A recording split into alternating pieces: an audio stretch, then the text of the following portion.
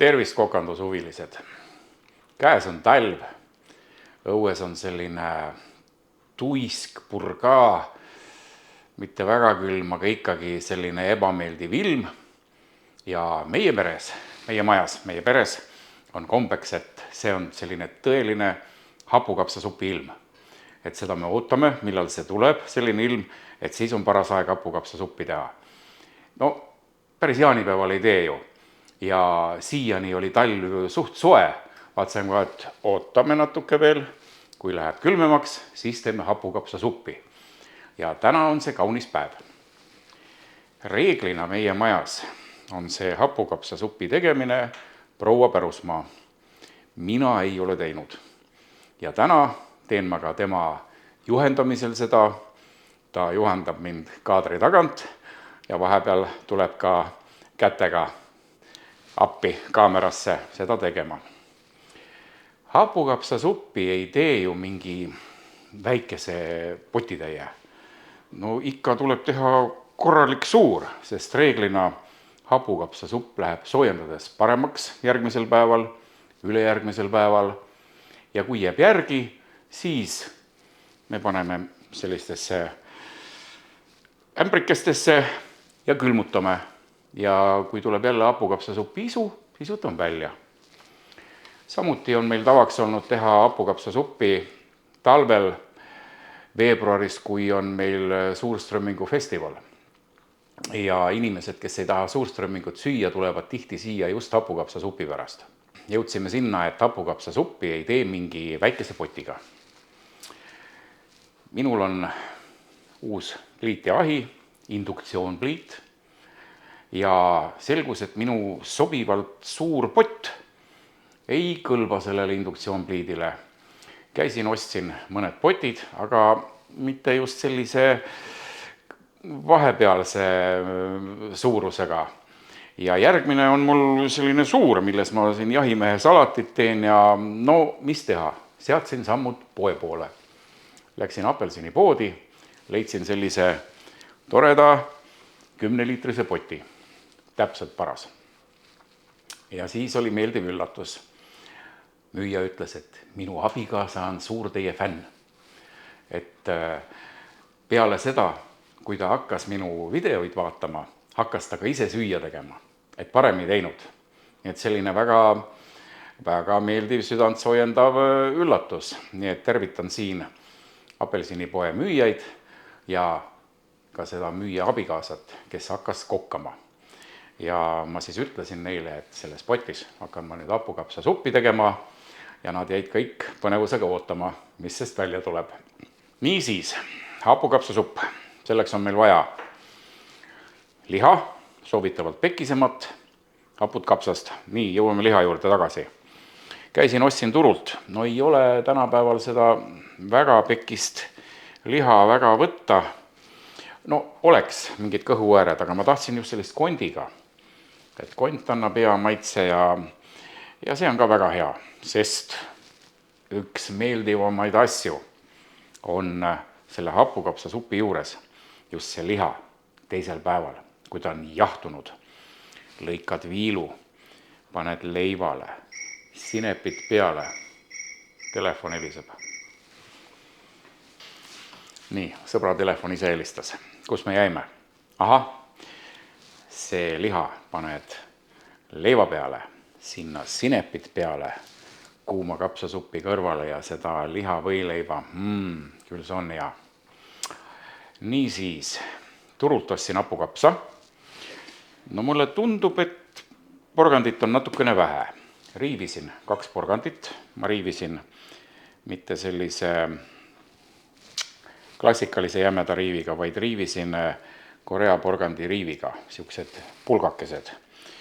No vaatame, palju siia sisse läheb. Ma riivisin 2 porgandit, ega me porgandisuppi ei tee. Vaatame. Ja kruubid panin varem likku. Pesin kruubid läbi, nad on siin paisunud. Kapsast on mul 2 kilo, kruupi 400 ja mõni gramm peale. Liha ma ei mäletagi, kui palju on, aga see pole oluline. Me keedame ju liha ära, pärast võtame ta supi seest välja. no ja siis läheb sinna loomulikult pärast sibul, küüslauk, maitseained, pipar, suhkur, eelistatult selline pruun, selline on siin juba kõvaks tõmbunud, paras seal supi sees ära kasutada, tüümian, vaatame veel, mis sinna läheb. Aga kõigepealt paneme siis supi keema.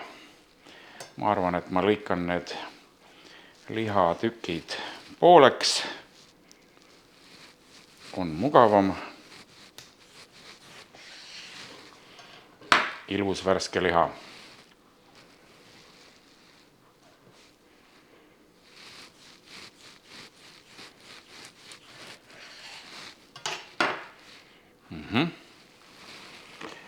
Panen lihad keema vaikselt, võtan vahu ära, kolin kaameraga pliidi juurde ja edasine tegevus toimub seal. Panin potile tule alla, lihapotti, külmvesi peale ja vahepeal tükeldan siis küüslaugu ja sibula. Retsepti ärge küsige, teeme tunde järgi. Küüslauku peoga 3 sibulat, eks siis ole näha. Sõltub kapsa kogusest. Peoga küüslauku, 3 sibulat. See on selline tavaline kogus meil.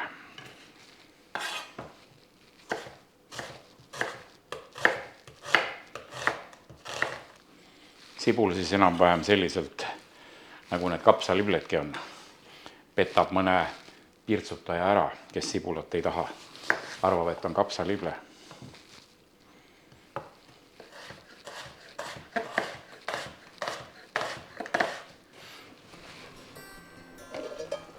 Nii, vaht on võetud, liha keeb ilusasti.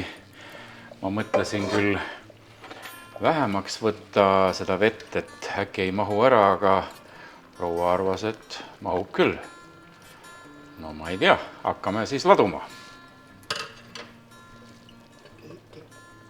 Kihiti, jah, kruubid.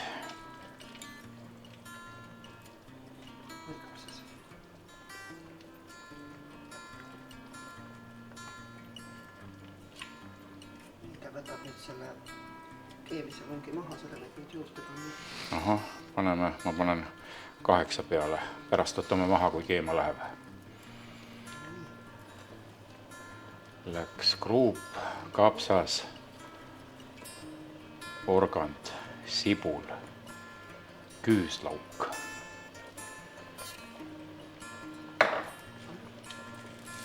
Peoga pipart. Tüümiani. Aga miks niimoodi kihiti?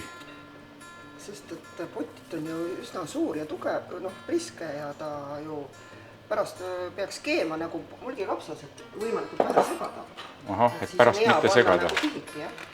Nii, Nüüd on meil siin pruun suhkur. Soola paneme pärast, nagu ma sain aru. soola kõige lõpus, jah. Vaatame, kuidas see kapsasoolasus on ja turul oli... Miks ma ostsin turult, ma ei tahtnud väga haput kapsast, poes ei tea, mis ta on. Ja siis ma maitsesin, seal oli õunamahlaga tehtud ja klassikaline. No õunamahlaga kapsast võib nagu salatiks tarvitada, aga supi jauks ikka klassikaline hapukapsas. Ai, kui ilus.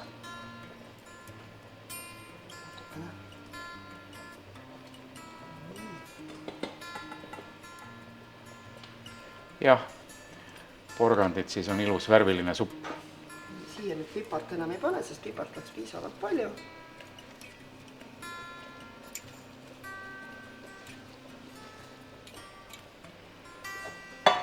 Ja kui keem hakkab, siis ta ju ka keeb nagu vaikselt läbi kihti. Ma olen näinud, et, või õigemini saanud ka kartuliga hapukapsa suppi, aga meie ei ole pannud. Ja täpselt samuti mõned lisavad tomatipastat, kus juures mulle see isegi meeldib tomatipastaga. Aga meie peres tehakse ilma tomatipastata. Nii, tüümeni ja nii need kihid käivad. Hakkame jälle kapsaga pihta. järjekord üldiselt oluline ei ole, peaasi, et igas kihis on kõiki asju. No paistab, et tõesti mahub ära.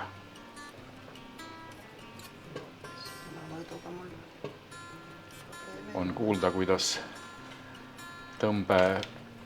tõmbekubu klapp õues lobiseb tuule käes.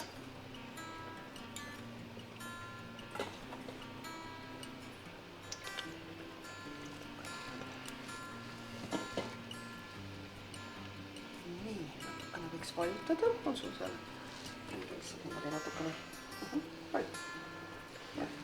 Ega ta ei vaju, liha on ees. No kui ta hakkab keema, siis ta kindlasti. Nii, läheb jälle.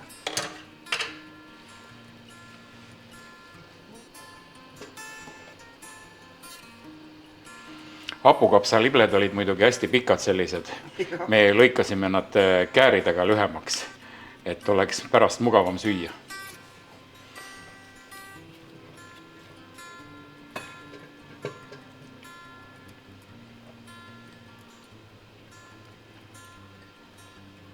Küüslauku peab palju olema. Porgand. Porgand on rohkem, nagu öeldakse, tuum rohkem toreduse pärast. Ma olen natukene siia kruupi. Mulle meeldib, kui kruupi on palju, see annab tunnisust. Nii, ja kapsas. Aga siis meil kõik kruup ära ei kulu. Arvad, paistab jah, et natukene. Ma kuidagi hindasin selle suure poti järgi võib-olla. No vot, nagu ma ütlesin, mitte mingit kindlat retsepti. Ma ütlesin, et kruupi 400 grammi läks likku, aga tegelikult läheb supi sisse vähem. Vot see käibki niimoodi tunde järgi. Aga see kapsavedelik absoluutselt tuleb panna. Nii, ma panen ikkagi kruupi veel. Selle paneme kindlasti. Paneme juutäie veel.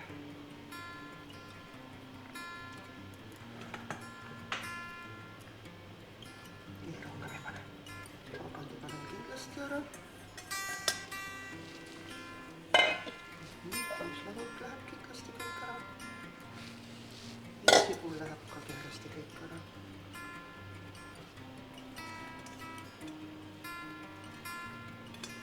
No, näed, koosavad mahutasin. Nii, ma vist kruupi ikkagi ei pane rohkem. Nüüd siia võiks natuke panna veel pipart. Esimesse ja viimasesse kihti jätkub küll. Ja suppi.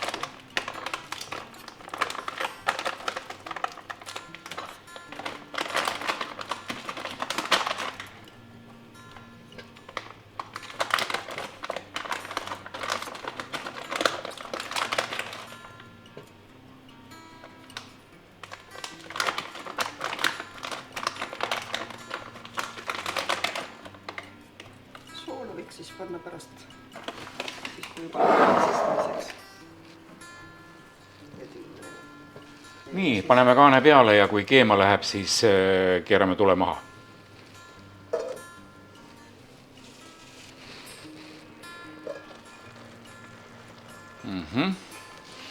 Nüüd võtame tule madalamaks ja hoiame natukene aega lahti. Hoiame niimoodi lahtiselt, et timmida see kuumus parajaks. Praegu on ta 7 peal, ma võtan 6 peale. Kui ta siin vaikselt podiseb, siis kaane all podiseb ta kõvemini. No lihtsalt, et ta ei keeks üle, sest pott on suht täis. Nii ma panen korraks kaane peale, vaatame, tõstan ära, et võib-olla alandan kuumuse hoopis 5 peale. Vaatan, kuidas ta siin kaane all keeb. Tegelikult ma alandangi, panen 5 ja siis vaatame. Nii, vaatame. Jah, niimoodi vaikselt podiseb. Ta läheb, soojeneb üles, siis hakkab veel kuumenema või kõvemini keema. Praegu jääb nii. Mida aeglasemalt keeb, seda parem.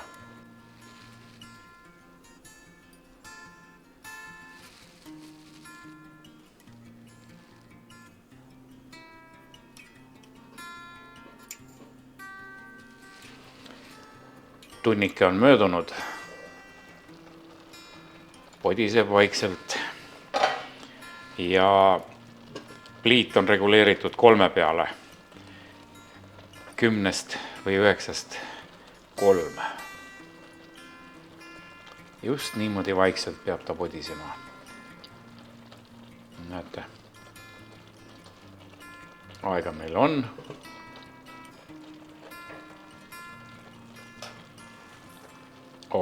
Mis lõhnad. Tuleb hea. Usun, et tuleb hea. Las podiseb veel.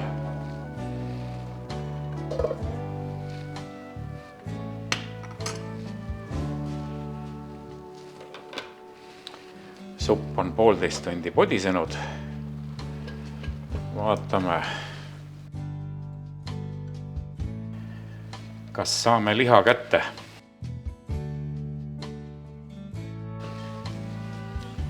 Teagi kohe, mis vahendeid siin kasutada. Liha võtaks nüüd välja. Liha on kusagil põhjas.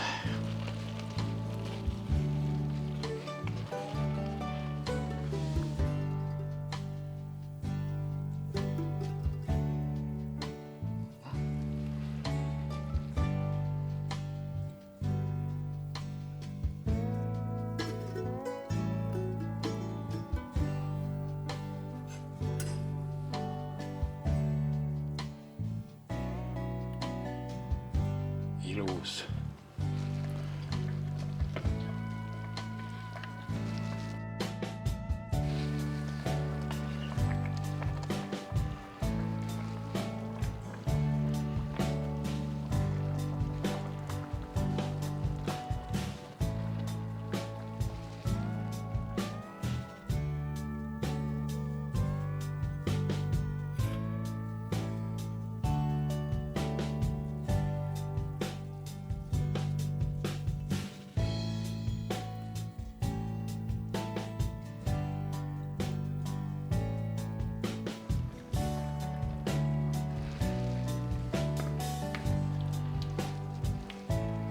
Ja tummine supp. Ei ole mingi vedellurr.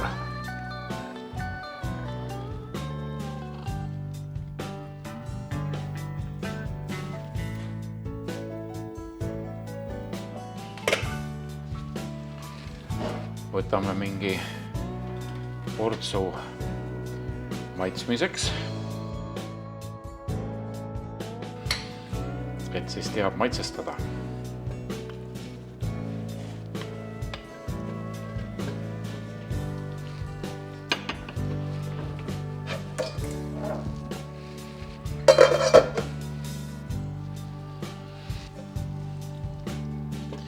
Komisjon maitses ja hindas, et on vaja lisada natuke soola. Nii, mul on siin nõuandja kõrval. Nii palju esialgu. Ja veel natuke. Äkki läheb paljuks vähem. Pärast saab juurde panna. Nii, nüüd rakutame purustatud musta pipart. Nii palju, veel. Tüümiani.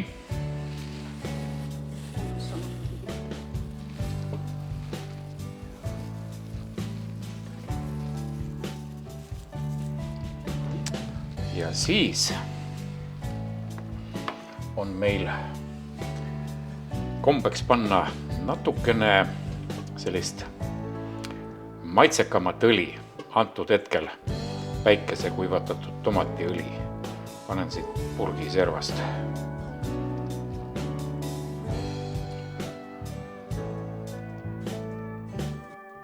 Midagi see annab juurde. Proua käskis panna. Ütles, et see teeb head. Ja nüüd segame.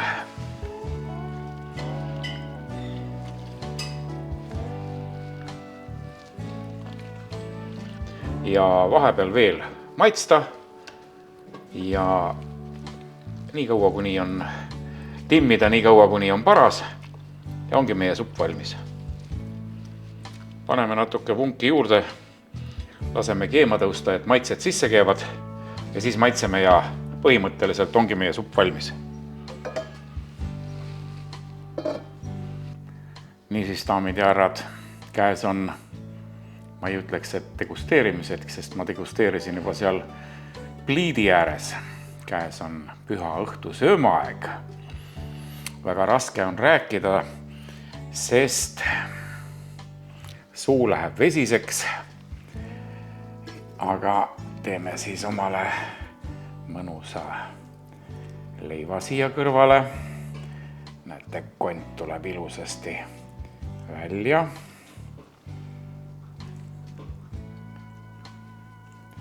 Muidugi eriti hea on,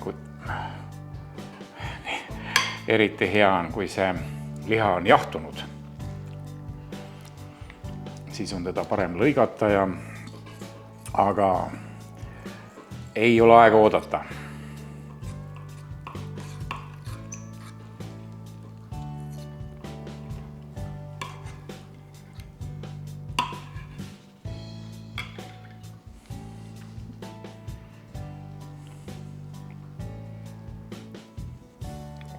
Sassade, kus on mõnus suutäis.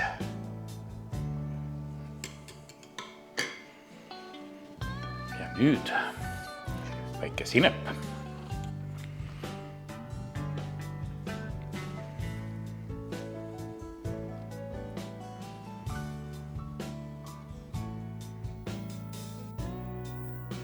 Ma ütlen teile, et peale seda, kui ma kaamera kinni panen, valan ma omale ka piksi viina, sest see söök nõuab mõnusat söögialust. Teie terviseks.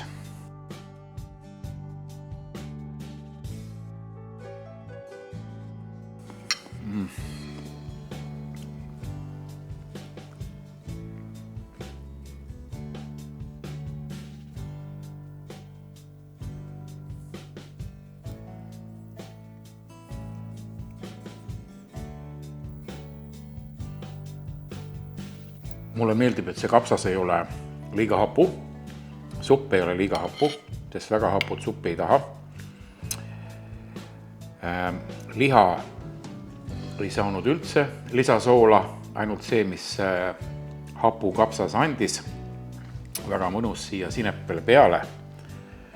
Ei rääkinud köömnetest, et kas kapsas oli köömnetega tehtud või ei olnud, vist ei olnud. Et kes tahab, paneb ka köömneid natukene, aga niisama on ka väga hea.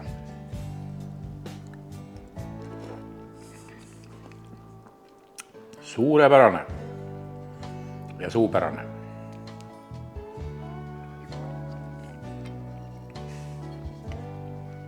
Kahe käe võileib, no ilma võita.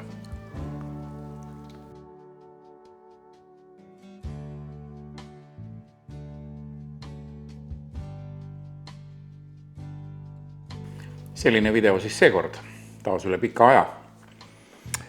No mis teha, parem hilja kui mitte kunagi.